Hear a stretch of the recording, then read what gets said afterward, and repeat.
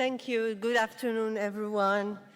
I'm pleased to present a highlight from Chapter 5 on behalf of my co-partners, Moshe Philippe, Mark Clement, Boris Kovachev, pictured here.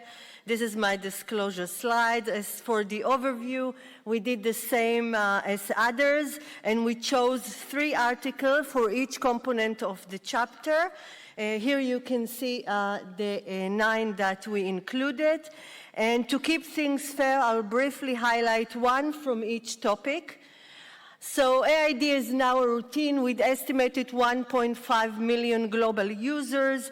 The recent clearance for type 2 and pregnancy will probably grow, and that's bring us to the study by Kovachev et al., showing for the first time that a neural network, a machine learning-based AID, can replicate the currently used MPC system.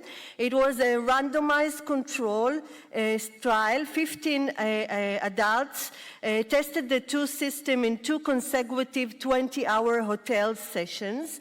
And here you can see clearly that the neural network achieved similar glycemic control, but with lower computing demands.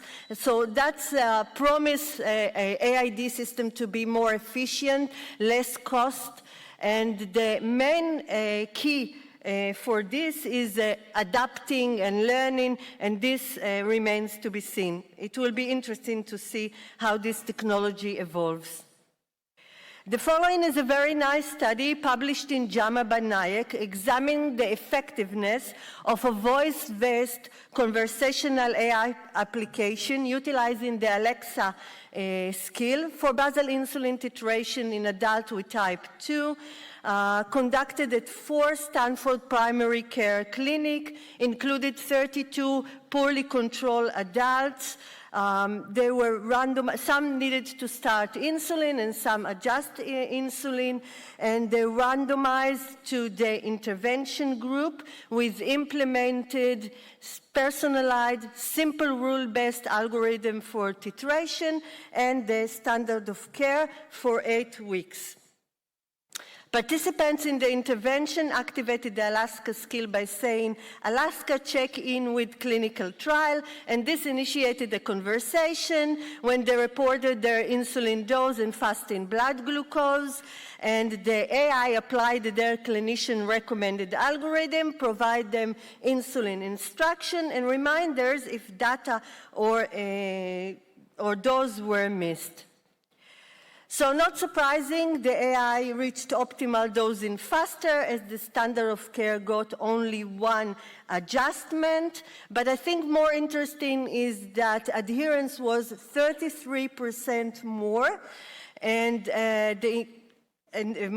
so the glycemic control was much better. So AI tools show promise in supporting medical titration. Voice interface may enhance accessibility and convenience for adults, sure, and larger, longer studies with diverse population are needed. And this last study by Prahad is a great example of data-driven analysis, improving healthcare delivery. It was a simple, again, based approach. 133 newly diagnosed received CGM and were followed weekly. How they do it? They used a platform that displayed data more efficiently, so reducing review time, and after a year, the glycemic control was significantly improved compared to historical data. And this is a platform, it's open source. You can see here, you can set the parameters in which you want to sort the patient's list. So I want to conclude and say that, as Boris said, the state of AID in the past year is summarized up by the jazz song, "The thrill is gone."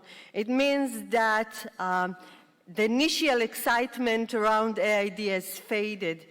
Meanwhile, diabetes data and science and AI are in a phase of growth and innovation, much like the dynamic spirit of my favorite things, as Mark compares. So stay tuned for the next year. There's plenty of jazz left to play. So thank you.